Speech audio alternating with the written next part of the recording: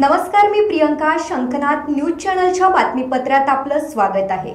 राज्यातील 27,893 ग्रामपंचायतमध्ये आपले सरकार सेवा केंद्र, प्रकल्प केंद्र शासन आणि राज्य शासनाच्या मार्गदर्शनाखाली सुरू आहे आणि त्यामध्ये 19,475 संगणक परिचालक कार्यरत आहे.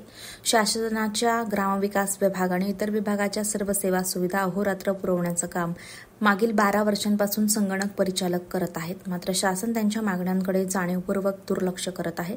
परिणामी संगणक परिचालकावर उपासमारीची वेळ आली आहे. त्यांचं कुटुंब वाऱ्यावर पडले. परिणामी या मानसिक त्रासाला कंटाळून महाराष्ट्रातील संगणक परिचालक आत्महत्या करण्याच्या मानसिकतेमध्ये पोहोचलेत, ज्याचं ज्वलंत उदाहरण नांदेडमध्ये घडलं होतं. त्यामुळे आपल्या मागण्या घेऊन संगणक परिचालकांचं वादळ हे विधान भवनावर धडकलं. महाराष्ट्र पोलिसांनी काही युवकांना अटकही केली. त्यामुळे कार्यकर्त्यांमध्ये असंतोषाचं वातावरण निर्माण झालं. खरं तर युवांबद्दल म्हटलं जातं की युवा तो हवा होते हैं, युवाओं को बदलने की कोशिश ना करो. युवा जब बदल जाते हैं तो दुनिया का इतिहास बदल जाते हैं. आज ही तरुणाई आपल्याला रस्त्यावर उतरलेली दिसते आहे आणि आपण बघू शकता की पोलिसांनी त्यांना हिरासतमध्ये घेतलेलं आहे. नेमक्या यांच्या मागण्या काय? हे ग्रामपंचायत संगणक परिचालक आहेत. आपण यांच्या मागण्या बघूयात, नेमक्या मागण्या काय होत्या आणि पोलिसांनी त्यांना हिरासतमध्ये सुद्धा घेतलेलं आहे. आपण त्यांचं म्हणणं ऐकून घेऊयात. नमस्कार काका, या ठिकाणी काय होतंय, काय घडतंय याबद्दलची संपूर्ण माहिती सांगा. आम्ही गेल्या 12 वर्षापासून ग्रामपंचायत स्तरावर डाटा एंट्री ऑपरेटर म्हणून काम करतो आहोत. डाटा एंट्री ऑपरेटर म्हणून काम करत असताना आम्ही शासनाच्या 150च्या जास्त सेवा आम्ही नागरिकांना देत असतो आणि तरी सुद्धा आम्ही 12 वर्षापासून आमच्या न्याय हक्कासाठी आम्हाला कर्मचारी दर्जा मिळावे यासाठी आम्ही लढतो. परंतु प्रत्येक अधिवेशनामध्ये हे शासन आम्हाला फक्त डोळेझाक करून फक्त आश्वासन देते, याच्यापुढे काही नाही. आम्ही गेल्या 3 दिवसापासून या ठिकाणी उपाशी तापाशी या थंडीमध्ये आम्ही आमच्या मागण्यासाठी थांबलो. रात्रंदिवस आम्ही शांततेच्या मार्गाने, अहिंसेच्या मार्गाने, गांधी मार्ग समोर ठेवून आम्ही काम करतो आणि तरी सुद्धा या शासनाने आमच्या प्रश्नांकडे लक्ष न दिल्यामुळे आम्हाला आज बॅरिकेड तोडून रस्त्यावर यावं लागलं.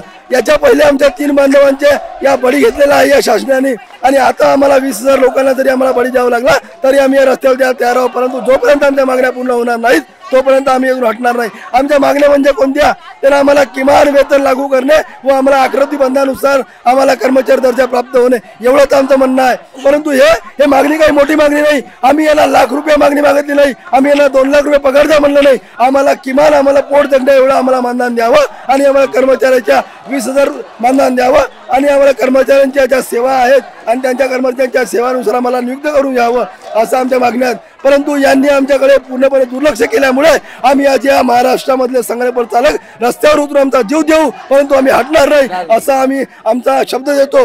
आणि जर आमच्या जीवाला काही बरं वाईट झालं, आम्ही जर या ठिकाणी मेलो तर यासाठी पूर्णतः जबाबदार हे फडणवीस सरकार, हे शिंदे सरकार आणि हे पवार सरकार राहील, हेच मी या ठिकाणी सांगू इच्छितो. आणि माझ्या बांधवांना, माझ्या गावातील लोकांना पण मी सांगतो की लोकांनो, हे तुमची सरकार नाही, हे फक्त ठेकेदारांची सरकार आहे, हे फक्त मालकुदारांची सरकार आहे. आणि म्हणून या सरकारला लक्षात ठेवा, येणाऱ्या निवडणुकीमध्ये यांना धडा शिकवल्याशिवाय राहणार नाही, हे आमच्या मायबापांना आम्ही सांगू इच्छितो. धन्यवाद. आजची ही तरुणाई जी आहे ती करो या मरो या भूमिकेमध्ये आलेली दिसते आहे. आपण बघू शकता की या तरुणाईला हिरासतमध्ये घेण्यात आलेलं आहे आणि ही तरुणाई करो या मरो या भूमिकेत आलेली दिसते आहे. आपण नेमकं त्यांचं म्हणणं ऐकून घेऊयात. नमस्कार दादा, तुम्हाला काय हिरासतमध्ये घेतलं? मागल 3 दिवसापासून इथं मोर्चा काढला होता. साधी शासनाने आमची बैठक सुद्धा लावली नाही. शासनाला आम्ही वारंवार विनंती करत आहे की आमच्या मागणीचा तोडगा काढा. आमच्या ग्रामपंचायतमध्ये काम करणारे आम्ही संगणक परिचालक आहोत. आमच्या नावावर 13,000 रुपये कंपनी घेते, फक्त आम्हाला 7,000 रुपये मानधन ही कंपनी देत आहे. वरचे 7,000 रुपये कंपनी खात आहे. एवढी आमची 12 वर्षापासून पिळवणूक हे कंपनी करत आहे, तरी शासन कोणत्याही प्रकारची दखल घेत नाही. वारंवार आम्ही विनंती करून सुद्धा शासनाने आतापर्यंत आमची बैठक लावलेली नाही. आमच्या लहान लहान लेकरं घेऊन महिला इथं रस्त्यावर झोपत आहे. आमच्या इथं कुठं जेवणाची सोय नाही. 3 दिवस झाले वारंवार विनंती करत की आमची ग्रामविकास मंत्र्यासोबत बैठक लावा, CM साहेबांसोबत बैठक लावा. रस्त्यानं आमचं निवेदन घेतलं जाते पण तोडगा काढला जात नाही. शासनाला आम्ही वारंवार सांगत आहे की एकदा आमची बैठक लावा, आम्हाला न्याय द्या. आमच्या नावावर जेवढी रक्कम CSC कंपनी खात आहे तेवढे जरी आम्हाला दिले तर तरी आमचं समाधान आहे. पण शासनाला इथं संगणक परिचालकाला पोसायचं नसून फक्त CSC कंपनीलाच पोसायचं आहे याच्यामुळे दिसत आहे. त्यामुळे आमचा संयम तुटला, त्यामुळे आम्ही बॅरिकेड तुटले आणि पोलिसांनी बळाचा वापर करून आम्हाला आता ताब्यात घेतलेला आहे. पण किती तुम्ही ताब्यात घ्या, जोपर्यंत आम्हाला न्याय भेटत नाही तोपर्यंत आम्ही मागं हटणार नाही. पोलीस प्रशासनानं आम्हाला मारून इथं मारून जरी टाकलं तर आम्हाला हरकत नाही, कारण घरी जाऊन मरण्यापेक्षा आम्हाला इथं मरणं केव्हाही परवडेल. त्याच्यामुळे जोपर्यंत आमचा निर्णय लागत नाही तोपर्यंत हे नागपूर सोडणार नाही, ही जागा सोडणार नाही. मी शासनाला वारंवार 3 दिवसापासून विनंती करत आहे की तुम्ही आमची CM साहेबांसोबत बैठक लावा, परंतु बैठक सुद्धा नाही लावलेली.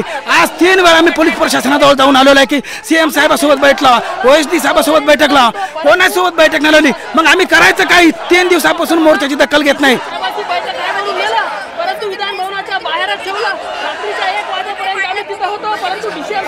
ग्रामविकास मंत्र्याकडे आमची सगळी मागणी आहे, आमचं ग्रामविकास खातं आहे, परंतु त्यांनी दखलच घेत नाही. त्यांनी CSC सोबत काय सेटलमेंट केलेलं आहे की अशी शंका आमच्या मनात निर्माण होत आहे. कारण रिम टोनरच्या नावावर जी रिम 200 रुपयाच्या भेटते त्या कंपनीला 3000 रुपये रिम टोनरच्या नावावर दिल्या जाते. मग आमच्या मनात प्रश्नचिन्ह का निर्माण नाही हो? शासन कंपनीला का पोसत आहे? आपण बघू शकता या तरुणाईचं आपण मत जाणून घेतलं. त्यांना पोलिसांनी या ठिकाणी हिरासतमध्ये घेतलेलं आहे. खरं तर तरुणाईला आपण म्हटलं जातं आणि आपला भारत देश जगात महासत्ता होण्याचे स्वप्न या तरुणाईवरच बघते आहे. खरं तर या संगणक परिचालकांची पिळवणूक या सरकारकडून केली जात आहे आणि तेच याचा असंतोष आपल्याला यांच्याकडनं व्यक्त होताना दिसत आहे. आता आपल्यासोबत रस्त्यावर उतरलेली संगणक परिचालक महिला सुद्धा आपल्या सोबत आहेत. आपण त्यांच्याकडनं जाणून घेऊयात, कारण यांच्या सहकाऱ्यांना पोलिसांनी हिरासतमध्ये घेतलेलं आहे. ताई, तुमचं नाव सांगा आणि आता जे प्रकरण घडलेलं आहे त्याबद्दल सविस्तर सांगा. माझं नाव मोहना जोटे, मी चंद्रपूर जिल्हा सचिव आहे. आणि आमची शासनाकडे मागणी होती का आम्हाला जावलकर समितीनुसार कर्मचारी दर्जा द्यावा किंवा वेतन द्यावं. पण 3 दिवसापासून आम्ही थंडीमध्ये इथं पडून आहोत. शासनाने आमची दखल घेत नाही. आमच्या महिला उपाशी तापाशी आहेत, लहान लेकरू घरी सोडून आले आहेत. शासनाला जोपर्यंत जाग येत नाही किंवा आमच्या मागण्या मान्य करत नाही तोपर्यंत नागपूर सोडणार नाही. हा सरकारला, हा शासनाला, इथं पोलीस प्रशासनाला इशारा आहेत. आणि त्यांनी जर आजच्याच आमची दखल नाही घेतली तर आहे ती याच्यापेक्षा तीव्र परिस्थिती इथं नागपूरमध्ये खराब होईल. आमचा जीव गेला तरी चालेल. जोपर्यंत आमच्या मागण्या मान्य होणार नाही तोपर्यंत नागपूर सोडणार नाही. मी आणि माझ्या महिलाच्या वतीनं, सर्व संगणक परिचालकाच्या वतीनं तुम्हाला सगळं प्रशासनाला आव्हान करतो का आजच्याच आमच्या डेलिगेशनसाठी आम्हाला बैठक बोलवून आणि या व्हॅनमध्ये जे आमचे संगणक परिचालकाला अरेस्ट केलाय त्यांना तात्काळ सोडवताना, नाही तर व्हॅनच्या खाली झोपून जीव गेला तरी चालेल, पण आम्ही आमच्या पोराला जाऊ देणार नाही. शासनाने आमच्या मागण्या मान्य करावा, नाही तर त्याच्या खुर्च्या खाली गेलं नाही तर त्याची अवकात, त्याची जागा आम्ही इथंच दाखवू. आम्हाला शासनाच्या आकृती बंधात सामील करावा आणि त्याला वेळ लागत असेल तर. माझं नाव वर्षाराम जाधव आहे. आम्ही सगळ्या आमदारांना आम्ही निवेदन दिलेले आहेत. ग्रामसेवकांना निवेदन दिले आणि BO लोकांना सुद्धा निवेदन दिलेले आहे. सगळ्यांना आम्ही निवेदन देऊन इथे जिल्हा परिषदेला पण निवेदन दिलेलं आहे. सगळ्यांना आमदारांना, जिल्हा परिषदेला सगळ्यांना निवेदन दिल्यानंतर आम्ही इथे आलेलो आहोत. आम्ही 3-4 दिवस झाले इथेच आहोत आणि आमचं असं म्हणणं आहे की आम्हाला बा त्यांनी आकृतीबद्धात घ्यावं यावलकर समितीतर्फे आणि आम्हाला मानधन वाढ करावी. कारण आम्ही 3 दिवसामध्ये इथे म्हणजे प्रयत्न करत आहे की आम्हाला कोणतरी येईल, आम्हाला कोणतरी समजून घेईल, पण आजपर्यंत कोणी आलेलं नाही. 3 दिवसापासून आम्ही शांत चित्तात इथं बसलेलो होतो, पण या सरकारच्या कानापर्यंत काहीच पोहोचलेलं नाही आहे. पण माझी अशी इच्छा आहे की त्यांनी आज आमचं म्हणणं ऐकून घ्यावं. आज हा जो गोंधळ चाललेला आहे हा यांनी न ऐकल्यामुळे हा गोंधळ चाललेला, नाही तर आम्ही आजपर्यंत शांततेत होतो. आणि जर त्यांनी हे मागण्या मान्य नाही केल्या, ह्या आमच्या मुलांना, आमच्या भावांना, बहिणींना जर नाही सोडलं तर आम्ही इथे स्वतःचा प्राण त्यागू आणि तिची ही जी व्हॅन आहे तुमची थोडीही हलणार नाही, असं माझं म्हणणं आहे.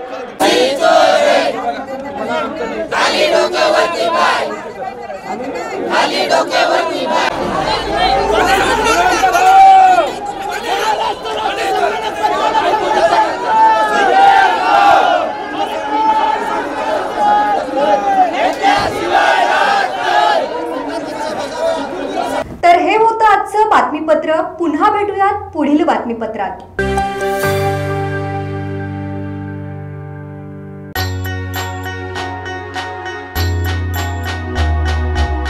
महारोजगार मेळाव्याने नोकरी दिली ही मानाची, सक्षम केली युवा पिढी, झाली प्रगती महाराष्ट्राची. नमो महारोजगार मेळाव्याने केली प्रगती महाराष्ट्राची.